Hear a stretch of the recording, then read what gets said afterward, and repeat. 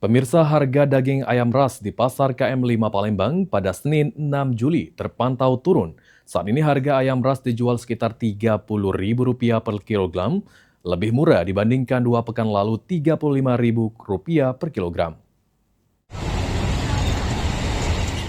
Berdasarkan pantauan PAL TV, di Pasar KM5 harga daging ayam ras masih turun.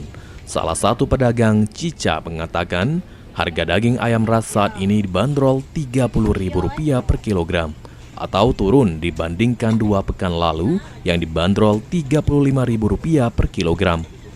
Penurunan harga dipengaruhi libur sekolah dan jeda program makan bergizi gratis, sehingga permintaan menurun dan stok ayam menjadi melimpah.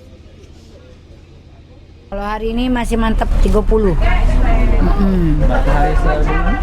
Sebelumnya 35, 2 minggu yang lewat 35. Waktu masih MBG masih berjalan masih 35. Berarti Kedepannya mintalah harganya tetap ini Bella.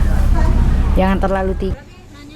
Sementara itu, Dewi, salah satu pembeli, mengaku senang dengan turunnya harga ayam. Kalau tidak turun, bertahan. harapan kita ya. Iya, jangan sampai naik lagi kayak ini. Sebenarnya tidak ada murah ini kalau sebenarnya tuh. Kalau bisa turun lagi 25. Iya.